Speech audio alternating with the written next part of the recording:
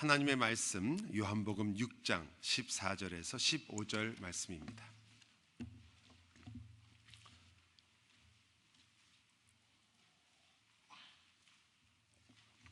하나님의 말씀을 귀 기울여 들으시기 바랍니다. 그 사람들이 예수께서 행하신 이 표적을 보고 말하되 이는 참으로 세상에 오실 그 선지자라 하더라. 그러므로 예수께서 그들이 와서 자기를 억지로 붙들어 임금으로 삼으려는 줄 아시고 다시 혼자 산으로 떠나가시니라. 26절 예수께서 대답하여 이르시되 내가 진실로 진실로 너희에게 이르노니 너희가 나를 찾는 것은 표적을 본 까닭이 아니요 떡을 먹고 배부른 까닭이로다. 아멘. 주님은 왕으로 오셨습니다. 그러나 세상은 그 주님을 도저히 받아들일 수 없었는데, 왜냐하면 자기의 왕국을 내어드릴 수가 없었기 때문이죠. 세상은 왕을 거부하게 됩니다. 아니, 없애려고 했죠. 근데 여기에 또 다른 아이러니가 하나 더 있습니다. 그것은 그들은 분명히 이 세상이라고 하니까 너무 추상적이죠. 우리들입니다. 저와 여러분 다 그랬어요. 분명히 우리 자리를 하나님께 내어드리기 싫기 때문에 주님을 거부했지만, 그러나 한편으로는 주님의 능력이 탐났습니다.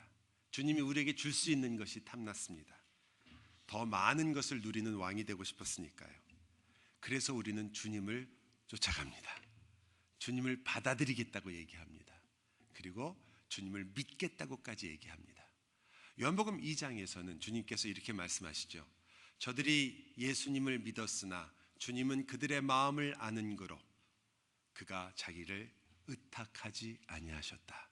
거기도 믿음이라는 단어가 나옵니다. 따라서 성경에는 분명히 우리가 말하는 헛된 믿음이 있는 것입니다. 그런 면에서 오늘 우리가 함께 읽은 본문은 우리가 너무나 잘 알고 있는 이야기임과 동시에 우리에게 헛된 믿음, 헛된 왕, 우리가 쫓으려고 하고 우리가 만들려고 하는 그 왕이 아니라 참된 왕이 누구인가를 보여주는 중요한 사건입니다. 여러분과 제가 너무나 잘 아는 오병이어의 기적 사건이죠. 좀 배경을 우리가 알아야 사실은 이 사건을 조금 더 명확하게 이해할 수 있습니다. 사실 이 일이 일어난 때는 예수님께서 자기의 공생애, 즉 구원 사역을 시작하신 후 세 번째 유월절을 맞을 때였습니다. 이 세 번째 유월절을 예수님은 예루살렘에서 보내지 아니하시고 갈릴리에서 보내셨습니다. 그 세 번째 맞는 유월절이 가까워올 때 예수님께서 12제자를 그 기간에 여러 지역으로 보내셨어요. 전도 훈련을 시킨 거죠. 아무것도 가지지 말아라. 그리고 그곳에서 하나님의 나라를 전파하고 병을 고쳐주고 그리고 귀신을 쫓아내어라. 그래서 그들이 정말 그렇게 나갔습니다. 아무것도 가지지 않았지만 아무런 부족함 없이 그들은 하나님의 나라를 전파하고 돌아왔습니다. 예수님이 그 돌아온 제자들과 함께 굉장히 기뻐하시면서 너희들이 그렇게 수고했으니까 쉬어야 되지 않겠느냐. 그리고 휴식을 취하기 위해서 배를 타고 한적한 곳으로 가셨습니다. 성경에 나오는 공식적인 휴가입니다. 예수님의 첫 번째 공식적 휴가처럼 보이고 제자들도 역시 그 휴가에 동참하고 있었습니다. 그런데 사람들이 이미 알고 예수님이 도착할 장소까지 알고 전부 다 성경에 의하면 걸어서 먼저 뛰어갔든지 걸어갔든지 먼저 가서 사람들이 기다리고 있었습니다. 예수님이 내려와 보니 사람들이 그를 기다리고 있는 모습을 보면서 성경은 이렇게 표현합니다. 주께서 저들을 보시고 목자 없는 양같이 유리함을 보사 그 마음에 불쌍히 여기셨다고 합니다. 불쌍히 여기시는 마음과 함께 휴가는 날아가 버렸습니다. 주님은 그 자리에서 그 사람들을 데리고 하나님의 말씀을 가르치기 시작했죠. 날이 저물 때까지 말씀을 가르쳤습니다. 그때 문제가 생긴 겁니다. 다른 문제가 아니라 배가 고픈 거죠. 하루 종일 주님을 쫓아왔고 하루 종일 하나님 말씀을 듣다 보니 이미 날이 저물어 밤이 되니까 먹는 문제가 걸린 겁니다. 성경의 표현을 그대로 빌리면 말이에요. 이 많은 사람들이 5,000명의 남자들이니까요. 여자들, 아이들까지 합치면 아마 2만 명 가까이 됐을 가능성이 있습니다. 이 사람들이 전부 예수님만 바라보고 있었습니다. 어떻게 될 건가? 우리식으로 말하면 주최 측에서 뭔가 해주겠지 이런 생각이겠죠. 아니 이번에 우리가 같이 야유회 갔는데 교회에서 뭐 그래도 점심은 주겠지 뭐 이런 생각이 마찬가지입니다. 그래서 아마 이 사람들이 예수님만 바라보고 있었습니다. 우리 다 아는 것처럼 주님께서 그 많은 사람을 먹이셨습니다. 먹이고 나니까요, 이 사람들이 완전히 열광하기 시작했습니다. 오늘 읽은 본문에 있는 것처럼 드디어 그 선지자가 나타났다. The prophet입니다. 그냥 선지자들 중에 하나가 아니라 The prophet. 왜 그렇게 표현하냐면요, 앞에 정관사를 붙임으로써 아주 특정한 선지자를 말하는 겁니다. 이것은 바로 모세가 예언했던 선지자입니다. 모세가 이스라엘 백성에게 뭐라고 했냐면, 나와 같은 선지자가 일어나서 너희를 인도할 것이라고 예언했거든요. 그 선지자가 누구냐? 바로 메시아인 겁니다. 드디어 메시아가 왔다는 거죠. 그리고는 그들은 예수님을 왕으로 세우려고 했습니다. 굉장히 센세이셔널한 일이죠. 왕이 되기를 거부해서 세상이 그를 죽이려고까지 했는데 이제는 왕으로 세우려고 하는 거니까 얼마나 큰 변화입니까? 그러나 이 사건의 마지막을 우리는 요한복음 6장에서 발견합니다. 요한복음 6장을 한번 같이 보시겠습니다. 신약성경 요한복음 6장 154쪽입니다.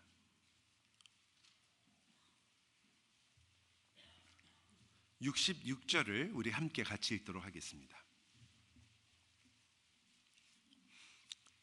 같이 읽죠. 66절.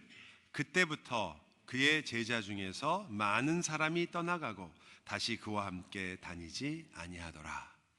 많은 분들이 오병이어를 읽으면서 주님께서 이 많은 사람들을 먹이고 그리고 12광줄이나 남았구나, 그리고 주님께서 이 기적을 행하셨구나라고 생각하고 그 사건을 이렇게 닫으려고 할 때 사도 요한은 우리들에게 굉장히 중요한 사실을 끝까지 물고 늘어져서 추적하여 보여줍니다. 이 사건의 성격이 무엇인가? 그들이 예수를 왕으로 삼으려고 했는데 결론은 어떻게 났습니까? 많은 이들이 오히려 예수님을 떠났습니다. 어떻게 그렇게 됐을까요? 우리는 이 일을 여기에 나타났던 예수 그리스도가 가장 중요한 중심에 있다면 그 예수님과 함께 대화를 나눴고 같이 참여했던 옆에 있는 사람들이 적어도 3가지 종류의 사람을 발견합니다. 그리고 그들을 통해서 오늘 우리가 예수 그리스도가 어떤 왕이시며 그들은 무엇을 원했는가를 함께 살펴보려고 합니다. 첫 번째는 바로 주님 곁에 있었던, 그리고 주님의 말씀을 듣고 있었던 그 청중들입니다. 주님을 좇았던 사람들. 이 사람들에 대하여 예수님께서 굉장히 중요한 해석과 판단을 내리시죠. 그 말씀이 우리가 읽은 본문 26절입니다. 제가 읽겠습니다. 예수께서 대답하여 이르시되 내가 진실로 진실로 너희에게 이르노니 너희가 나를 찾는 것은 표적을 본 까닭이 아니요 떡을 먹고 배부른 까닭이로다. 썩을 양식을 위하여 일하지 말고 영생하도록 있는 양식을 위하여 하라. 이 양식은 인자가 너희에게 주리니 인자는 아버지 하나님께서 인치신 자니라. 표적을 못 봤답니다. 사인판을 보지 못한 거예요. 그들은 어디로 가야 할지를 몰랐고 의미가 무엇인지 몰랐다는 거죠. 그리고 떡만을 바라봤다고 얘기합니다. 그것을 썩을 양식이라고 예수님께서 말씀하십니다. 번역이 썩을 양식이다 보니까 떡이 나쁜 것이냐 이렇게 얘기할 수 있지만 사실은 그런 의미가 아니라 영원하지 않은 것이다. 우리가 일일 먹어야 되는 것은 중요한 일이죠. 우리가 매일매일 사는 일이 아무것도 아닌 일은 아닙니다. 그러나 성경은 말하기를 그러나 그것들은 결국은 사라질 것들이다. 썩어버릴 것들이다. 영원한 것이 아니다. 그런데 너희는 그것만을 위하여 일하고 있구나. 요한복음 6장 전체는요, 사실 그래서 그 표적이 무엇을 의미하는지를 보여주려고 한 것입니다. 사실 진짜 문제는 그 표적을 예수님께서 설명을 했거든요. 하고 나니까 사람들이 예수님을 이해하고 예수님을 이렇게 따라가겠습니다 한 것이 아니라 오히려 그 설명을 듣고 나서 그들은 모두 예수님을 떠났다는 것이, 그게 진짜 문제입니다. 그리고 그것은 우리에게도 큰 도전이죠. 헛된 신앙이라는 것은 우리들에게도 역시 똑같은 문제가 될 수 있기 때문입니다. 여러분, 예수님과 그들의 대화를 우리가 조금 줄여서 이렇게 볼 수가 있어요. 예수님께서 그렇게 너희는 썩을 양식을 위해서 일하지 말라 하니까 그들이 그러면 도대체 어떤 일을 하라는 것이냐라고 물어보면서 예수님한테 하나님을 위해서 일한다는 게 뭡니까? 예수님께서 아주 명확하게 대답하시죠.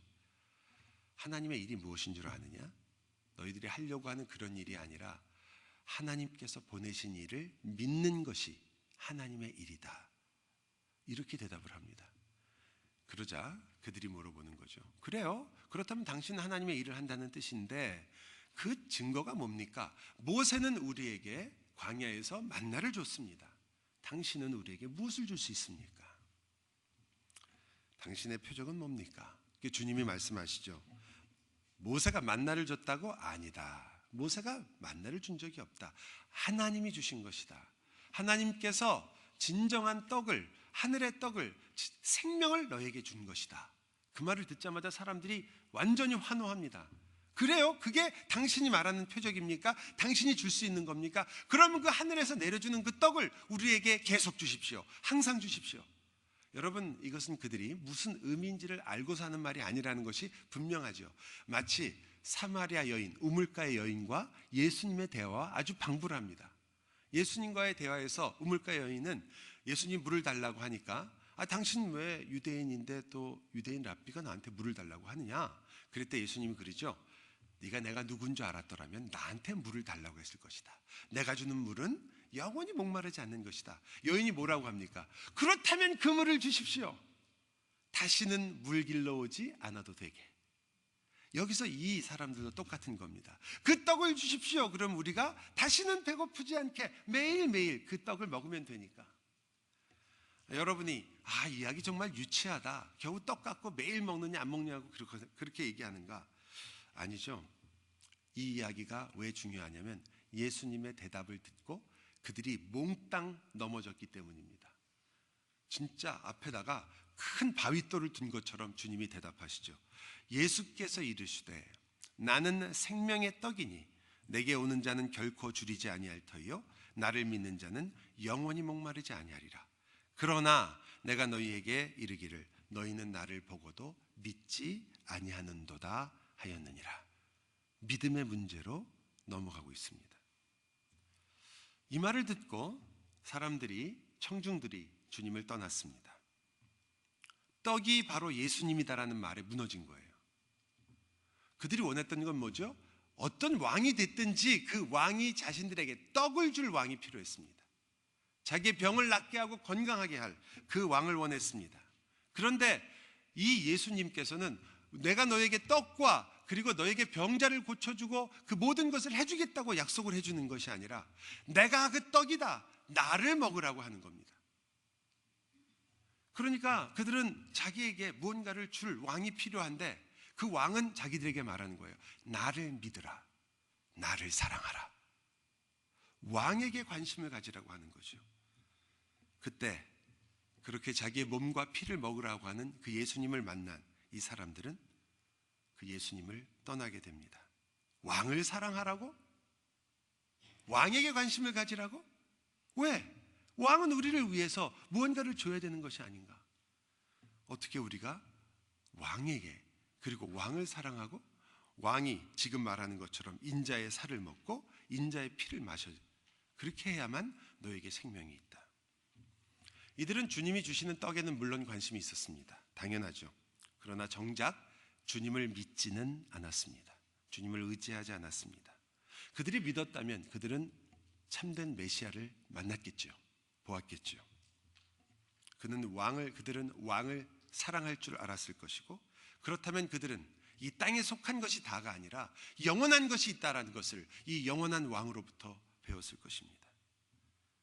여러분, 그러나 그럼에도 불구하고 우리는 그들을 그렇게 쉽게 넘길 수가 없어요. 우리들이 들은 것처럼 예수님께서 그들을 가만 놔둔 것이 아니고 그날 그렇게 말씀을 가르쳤습니다.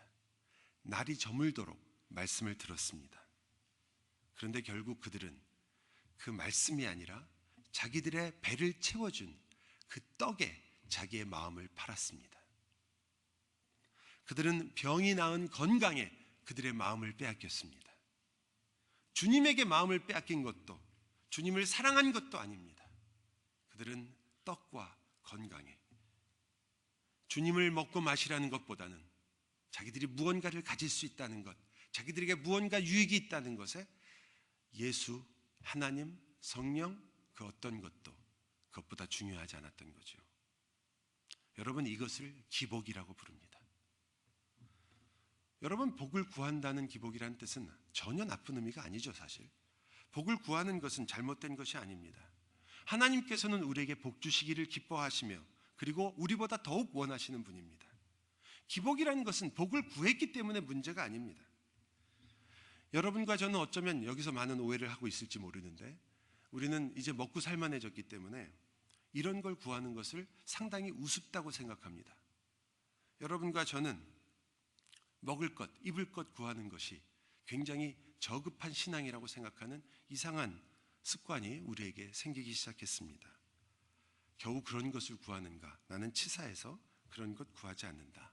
그런 것 구하는 신앙은 열등한 신앙이라고 생각합니다. 야, 주님께서 다 하시는데 왜 안 주시겠느냐? 마치 굉장히 믿음이 좋은 것처럼 우리가 이야기합니다. 그리고 우리는 그런 것들을 구하는 것이 마치 열등하다고 보는 거죠. 여러분, 그렇게 자기가 그러한 신앙을 갖고 있는 것이 우월하다고 느끼는 것을 정확하게 제가 만든 용어로 점잖은 불신앙이라고 하는 겁니다. 여러분과 저는 절대로 그러한 유혹에 속아서는 안 됩니다.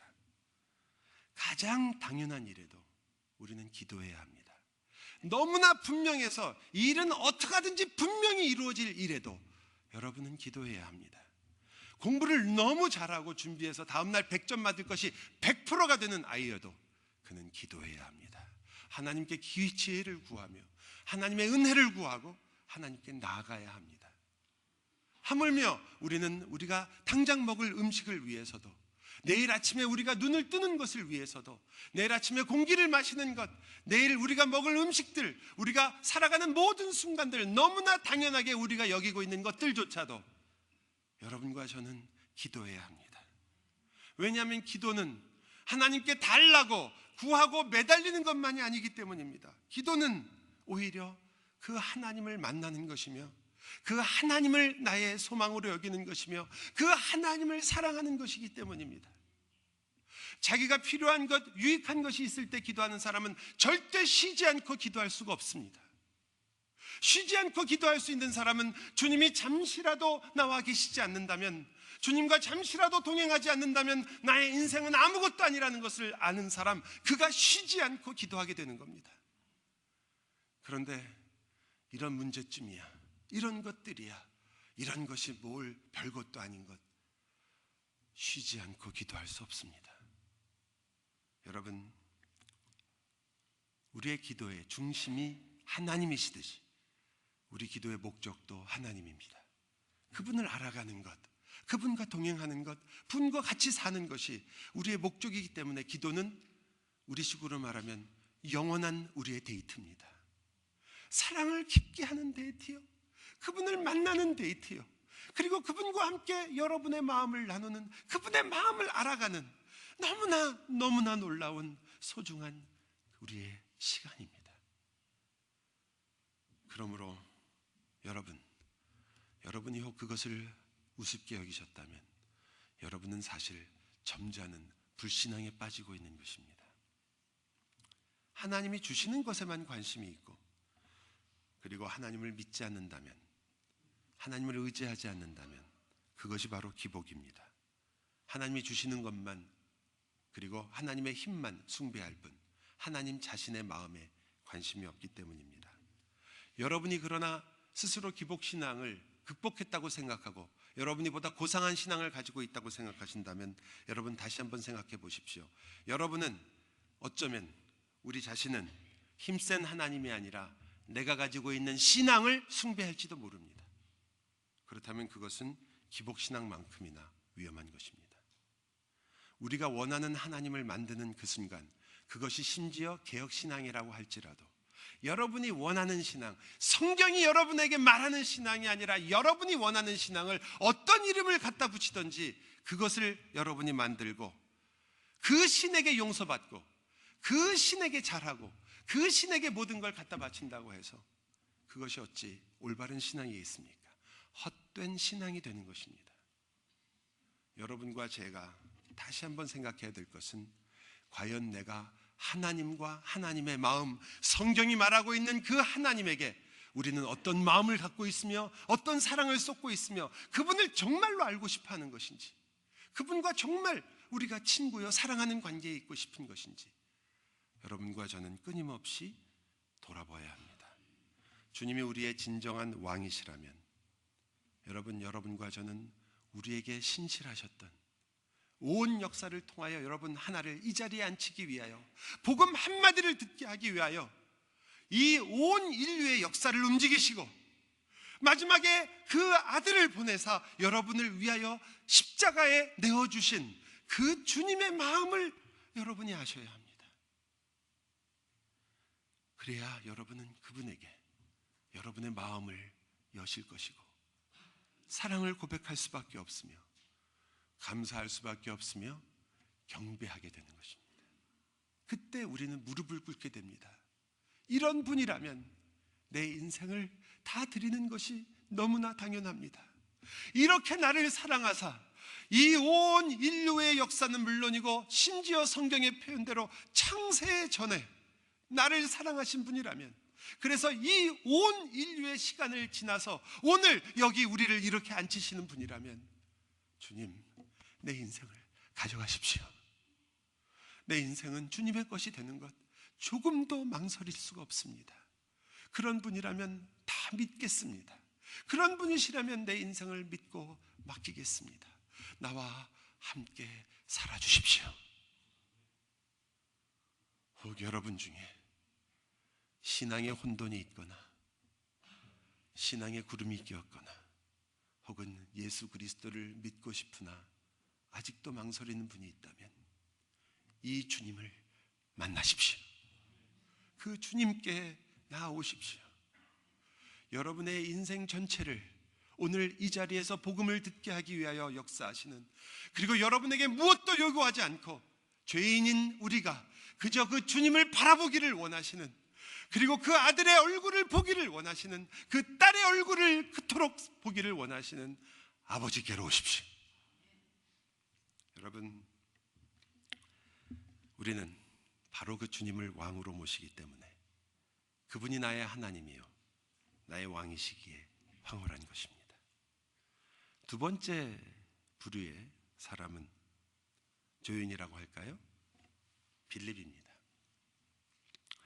아무것도 없는데 주님이 이들을 먹이자고 얘기를 하세요.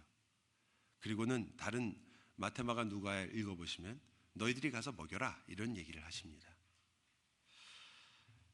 제자에 대한 주님의 시험이라고 요한복음은 말하고 있습니다. 그런데 이것을 이해하시려면 여러분이 아까 말했던 배경을 이해하셔야 됩니다. 기억해 주세요. 주님께서 제자를 아무것도 가지지 않고 보내셨습니다. 그런데 아무것도 없었는데 주님의 말씀을 의지해서 나갔는데 그들은 하나도 부족하지 않고 살아서 돌아왔습니다. 그들은 주님의 명령을 수행했을 뿐만 아니라 모든 것이 풍족하여 돌아와서 주님 앞에 기뻐서 보고했습니다. 아무것도 없었습니다. 그런데 빌립은 그 시간을 얼마나 이렇게 까맣게 잊어버렸는지, 그는 당장 떡값을 계산하고요, 자기가 돈이 없다고 생각하고 그래서 이건 안 된다고 말합니다. 아무것도 없이 가장 큰 기쁨과 풍성함을 누렸던 이 빌립, 그것을 경험했던 그 제자가 자기의 손에 돈이 없으니까 곧바로 부족하다고 말합니다. 여러분, 이 빌립의 답은 당연히 틀린 답입니다. 저도 이 답을 읽을 때마다 답답했어요. 왜냐하면 여러분과 저는 이제 예수님을 믿잖아요. 우리는 성경을 읽으면서 주님이 어떤 일을 하실지를 빌립보다 더, 당시의 빌립보다 더 많이 알고 있습니다. 그러다 보니까 이 대답이 너무 답답한 거예요. 주님께서 자, 이들을 어떻게 먹이면 좋을까? 아니, 주님이 여기 계신데 우리가 뭘 걱정하겠습니까? 저 같으면 그렇게 얘기할 것 같은데 여러분 어떠십니까? 우리가 우리를 너무 과대평가하나요? 그나마 빌립의 대답이 우리의 대답이었을 거예요. 그러나 그 답은 틀렸습니다. 하나님은 빌립을 무너뜨리려고 문제를 내신 게 아니기 때문에 그가 다시 한번 깨닫도록 하시죠. 사실 주님의 질문은 이런 것입니다. 내가 생각하는 풍요라는 것이 무엇이냐? 나의 말을 듣고 순종하고 그 말씀을 따라서 전도하러 나갔을 때 너에게 이루어진 네가 겪은 일이 도대체 무엇이냐? 이들을 그렇다면 무엇으로 먹여야 되겠느냐? 너를 말씀으로 보낸 내가 바로 여기 있는데 이들을 무엇으로 먹였으면 좋겠느냐? 여러분 어떠세요? 주님은 오늘도 우리에게 문제를 내십니다. 매일 문제를 내시죠. 이거 비슷한 문제도 내십니다. 내가 가서 그들을 도와주어라. 그들의 배를 채워주어라. 이런 질문도 하십니다. 그러나 여러 다른 질문도 하십니다. 걱정하지 말아라. 당장 살기도 힘들어 죽겠는데 주님은 꼭 이렇게 질문하시죠. 기뻐해라. 감사해라. 주님 정말 아무것도 없습니다. 뭘 좀 주시고 우리 보고 감사하라고 하고 기쁘다고 해야지. 이거 매일 똑같은 날이 반복되고 있는데 어떻게 감사할 수 있습니까? 정말 지치는 하루하루입니다. 피곤합니다. 스트레스 정말 도저히 남하고 말하기도 싫을 정도로 스트레스가 쌓이는데 주님 뭘 갖고 기뻐하라는 말입니까? 정말 그렇습니까? 여러분 정말 여러분 아무것도 없습니까? 여러분이 가진 것이 정말 없는 것입니까? 우리는 여전히 빌립입니까? 아니면 주님의 말씀으로 영원한 배부름을 배우셨습니까? 주님이 계시기 때문에 나는 만족하다는 것을 여러분은 아십니까? 여러분은 누구십니까? 마지막은 안드레입니다. 아마 여러분이 왜 세 번째는 아이가 아니고 안드레입니까? 라고 생각하실지도 모르겠어요. 보리떡 5개, 물고기 2마리를 가지고 온 아이는 어디 갔습니까? 여러분, 제가 변명을 하자면 요한복음 외에 마태, 마가, 누가에는 아이가 나오질 않아요. 그래서 저도 뺐습니다. 그건 아니고요. 요한은 분명히 기록을 하죠. 그러나 여러분이 알고 있는 아이의 이야기는 어쩌면 우리가 주일학교 학생들에게, 어린 학생들이나 혹은 여러분에게 그 말씀에 들어있는 그 진정한 핵심보다는 헌신을 위해서 만들어낸 미담에 속하는 이야기인 것 같습니다. 왜냐하면 성경에 그 아이가 한 행동에 대해서 단 한마디도, 그리고 아이와 예수님이 한 대화 한마디도 기록되어 있지는 않습니다. 아이가 와서 바친 적도 없고요, 아이가 자기가 자발적으로 갖다 낸 것도 아닙니다. 어떻게 그 아이의 것이 왔는지는 모르지만 제자들이 가서 발견했을 뿐입니다. 그리고 와서 얘기하는 거예요. 제자들이 말합니다. 우리가 가진 것이 요거밖에 없습니다. 그런 면에서 사실상 이 이야기의 초점은 아이가 갖다 준 보리떡 5개와 물고기 2마리를 주님이 기도하시니까 그게 뻥튀기가 돼가지고 수많은 사람이 먹었다, 이렇게 간단하게 이야기가 되는 게 아니라 그 이야기의 중심은 다른 데 있는 거죠. 왜냐하면 안드레가 이렇게 얘기해요. 우리말로 말하면 이렇게 말합니다. 예수님이 앞에 지금 가지고 있는 게 보리떡 5개와 물고기 2마리, 아이가 갖고 온 것밖에 없습니다 라고 얘기한 다음에 이걸 누구 코에 바릅니까? 이렇게 얘기한단 말이에요. 이거 갖고 나눠 먹어봤자 뭘 먹겠습니까? 그러니까 결국 강조가 어디 있는 거예요? 이거 아무것도 아닙니다 있는 거죠. 이걸 갖다 바치니까 하나님이 주신 것이 아니고 이건 정말 아무것도 아닙니다라는 겁니다. 그는 자기가 가지고 있는 것이 아무것도 아니라고 얘기하는 거죠. 그런데 만약 많이 가지고 있었다면 어떻게 했을까요?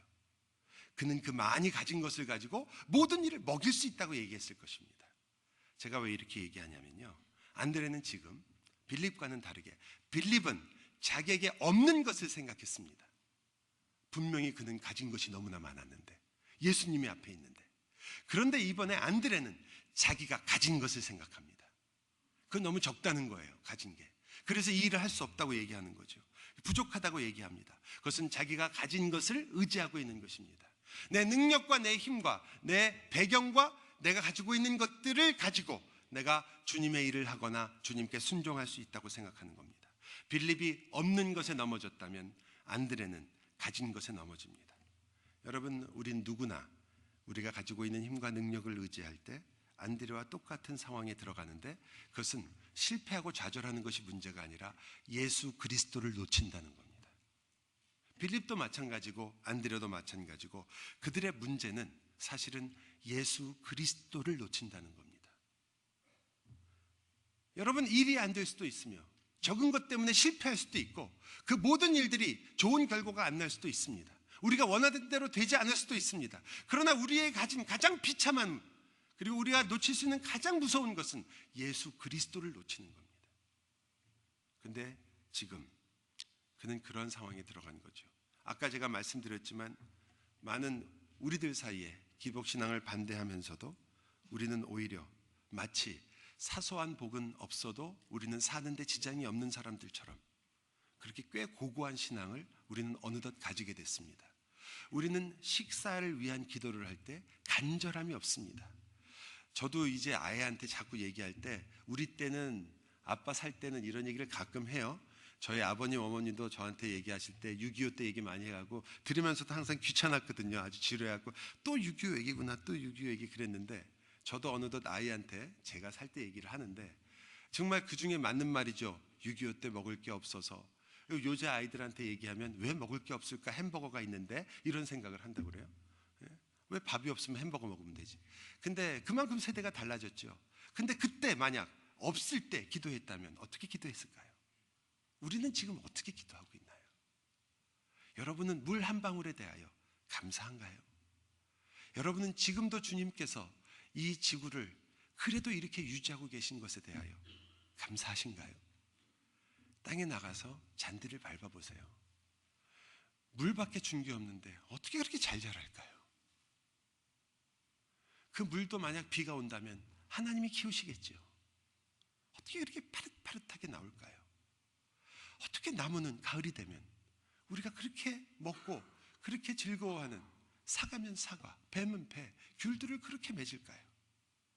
그 시커먼 땅에 뿌리를 받고 있는데 거기서 어떻게 그렇게 아름다운 오렌지가 열리냐 말이에요. 여러분은 정말 그 모든 것에 대하여 간절한 마음이 있으십니까? 정말 주님 앞에 감사하십니까?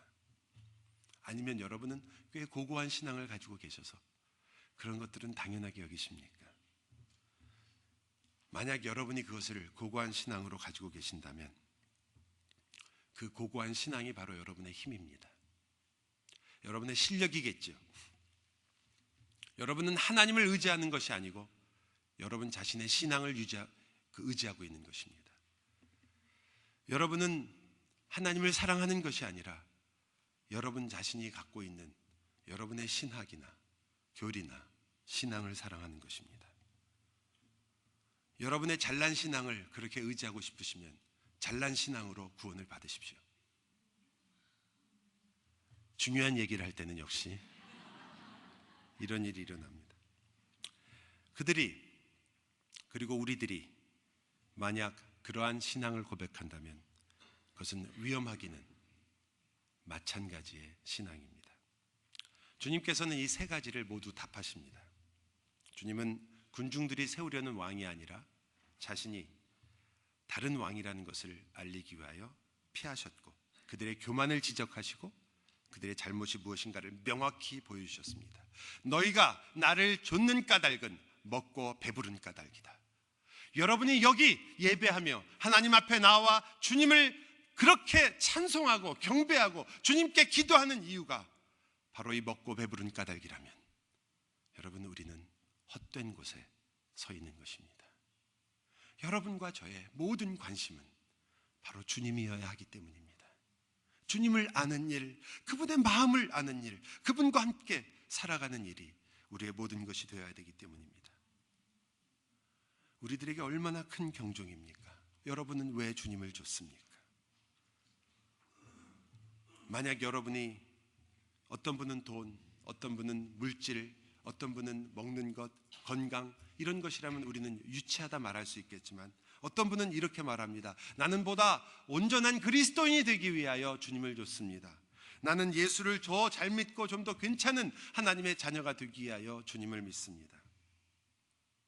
깜깜할 때가 더 좋았는데 아무도 안 보이니까 설교하기가 굉장히 편하네요. 이제 보이기 시작하면 또 누가 조는지 신경을 써야 되고 안 들으면 어떡하나 걱정되는데 깜깜하니까 뭐 아주 좋은데요. 여러분, 고상해 보이죠? 그런 말이. 예수 그리스도를 나의 진정한 그리스도 안에서 성숙을 위해서 믿는다. 고상해 보이죠? 그러나 그 답도 위험한 답이기는 마찬가지입니다. 예수를 좇는 이유는 단 한 가지 대답밖에 없습니다. 예수님 때문입니다. 우리가 예수를 좇는 이유는 그 예수가 좋기 때문입니다. 그분이 나의 생명이기 때문이요, 그분이 나의 사랑이기 때문입니다. 그분이 좋은 것입니다. 그분이 가지고 있는 그분의 손에 들린 것이 아니라 그분이 좋은 것입니다. 예수님이 그렇게 좋기 때문에 우리는 주님이 자신을 부인하신 것처럼 우리도 우리 자신을 부인하고, 그렇게 주님께서 십자가를 지신 것처럼 우리도 우리의 십자가를 지기를 주저하지 않는 것입니다. 나라는 존재를 위해서 내 어떤 것이라도 나를 위해서 예수를 좇게 되면 결국은 나를 위한 예수로 끝날 수밖에 없습니다. 아무리 고상해도 같은 결과입니다. 그것은 결국 우리 안에 진정한 샬롬이 일어나지 않게 됩니다. 하나님과 화목할 때 우리는 우리와 화해하게 되고 나 자신과 화목하게 됩니다. 나의 아픔과 나의 과거와 화목하게 됩니다. 내가 누구인지를 알게 되기 때문이며 하나님이 나를 어떻게 사랑하시는가를 알기 때문입니다. 그리고 그때 비로소 우리는 이웃과 화평하게 됩니다. 내가 누구인지를 알며 여러분 마음에 드디어 사랑의 여유가 생기기 때문입니다. 주님이 나를 온전히 만족시키기에 나는 다른 이들에게 나의 마음을 열 수가 있게 된 것입니다. 샬롬이 온 거죠. 평강이 일어나는 겁니다. 여러분, 우리는 우리가 생각한 것처럼 없는 자가 아닙니다. 주님은 5,000명이 넘는 남자들을 먹이시고 그리고 12광줄이나 남기셨습니다. 정말 풍족하셨습니다. 그럼 그 떡을 먹으면 그럼 행복합니까? 아니요. 있다고 행복한 것은 아닙니다. 없어서 부족한 자가 아니며 있어서 행복한 자가 아닙니다. 여러분은 오직 진정한 왕이신 예수 그리스도 안에서 모든 것이 아멘이기 때문에 그래서 행복한 사람입니다. 내 인생도 아멘입니다. 내 삶이 지치고 피곤하며 정말 내일 월요일 출근하기조차 싫은 그 힘들고 어려운 상황 속에 혹 있을지라도 주님이 나의 왕이시라는 그 사실 때문에 우리는 아멘합니다. 여러분, 우리는 왕에게 속해 있으며 왕의 다스림 속에 있으며 왕의 사랑 안에 있기 때문에 우리는 모든 것에 부요하며 또한 왕을 향한 갈증으로 가장 심령이 가난한 사람입니다. 우리는 가장 부요하고 가장 가난합니다. 사도 바울은 그래서 이것을 이렇게 표현했습니다. 고린도후서 6장 5절 제가 읽어드리겠습니다. 찾지 않으셔도 돼요. 매맞음과 갇힘과 난동과 수고로움과 자지 못함과 먹지 못함 가운데서도 여러분 그래도 직장 나가서 힘들긴 하지만 매는 안 맞잖아요. 안 나온다고 때립니까? 신고하세요. 네. 여러분 혹시 뭐 잘못하면 어디다 가두세요? 직장에서 가두거나 뭐 집에서 가두세요? 그렇진 않잖아요. 수고로움과 자지 못함과 먹지 못함. 먹은 우리가 자지 못하는 일은 가끔 있죠. 그러나 바울도 그랬습니다. 먹지도 못했습니다. 그 가운데서도 깨끗함과 지식과 오래 참음과 자비함과 성령의 감화와 거짓이 없는 사랑과 진리의 말씀과 하나님의 능력으로 의의 무기를 좌우에 가지고 영광과 욕됨으로 그러했으며 악한 이름과 아름다운 이름으로 그러했느니라. 욕도 먹고 배신도 당하고 뒤에서 누군가 내 험담도 하고 나는 그렇지 않은데 억울한 일도 당하고 내가 한 말도 아닌데 또 어떤 때는 내가 한 말 때문에라도 억울하게 여러분이 어려움을 당할 수 있습니다. 인간관계가 쉬운 게 아니니까요. 또 어떤 때는 우리의 실수로 우리가 괴로움을 당할 때도 있고 아플 때가 있습니다. 지금 바울은 그 모든 경우에 영광과 욕됨, 악한 이름과 아름다움 다 그러했다. 그 가운데서 우리가 그것을 다 겪었다. 그리고 이렇게 말합니다. 그런데 우리는 속이는 자 같으나 참되고 무명한 자 같으나 유명한 자요 죽은 자 같으나 보라 우리가 살아있고 징계를 받는 자 같으나 죽임을 당하지 아니하고, 근심하는 자 같으나 항상 기뻐하고, 가난한 자 같으나 많은 사람을 부유하게 하고, 아무것도 없는 자 같으나 모든 것을 가진 자로다. 신자는 그래서 모든 것에 아멘할 수밖에 없는 자입니다. 다시 한번 강조합니다. 모든 것, 여러분의 인생의 모든 것에 우리는 아멘합니다. 그러므로 여러분, 우리가 할 수 있거든이 무슨 말입니까? 여러분과 제가 그것을 혹 할 수 있을까? 내가 이런 신앙을 살아갈 수 있을까? 내가 이 주님의 뜻을 따라갈 수 있을까? 이게 도대체 무슨 말입니까? 우리에게는 능치 못함이 없습니다. 어찌 여러분은 내가 왜 주님의 말씀을 따라갈 수 있을까라고 말하십니까? 내 안에 계신 주님께서 나의 모든 것을 채우시는데, 여러분은 여러분이 쓰러진 것과 관계없이 영원히 서 계신 예수를 붙잡아야 되지 않겠습니까? 우리에게 능력 주시는 하나님 안에서 모든 것에 아멘인 사람, 그것 외에는 우리 인생이 아무것도 아닌 사람, 여러분입니다. 많은 사람이 이것을 알지 못하고 떠났습니다. 예수님이 그의 사랑하는 12제자에까지 묻습니다. 그래, 너희도 가려느냐? 드디어 이 제자들이 답을 내놨습니다. 이 제자가 낸 이 답을 들어보십시오. 대답하되, 주여, 영생의 말씀이 주께 있사오니 우리가 누구에게로 가오리이까? 우리가 주는 하나님의 거룩하신 자인 줄 믿고 알았사옵나이다. 주님, 무엇을 우리가 더 해야 됩니까? 무엇을 더 드려야 됩니까? 무엇을 어떻게 해야 됩니까? 어떤 것이 우리에게 필요합니까? 그렇게 얘기하지 않았습니다. 제자는 이렇게 말합니다. 영생의 말씀이신 예수 그리스도가 여기 계심에 누구에게로 가겠습니까? 누구였습니다. 물질도, 세상에 주는 어떤 것도, 어떤 평안도 아니었습니다. 누구였습니다. 그리고 그 누구는 오늘 여러분을, 지금 여러분을 안고 있으며 여러분 안에 계시며 여러분과 함께 있는 바로 주 예수 그리스도이십니다. 사랑하는 여러분, 주님이 그렇게 선명히 보이시는데, 그렇게 명확히 여러분과 함께 있는데 도대체 무엇이 두려우십니까? 기도합시다.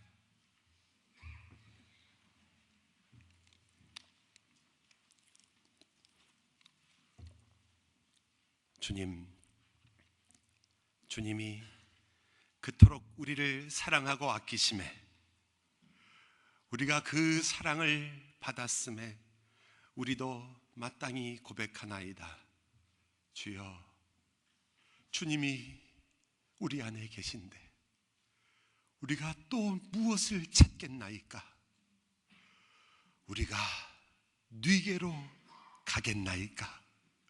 오직 주님이 우리의 사랑이십니다. 예수 그리스도 이름으로 기도하옵나이다.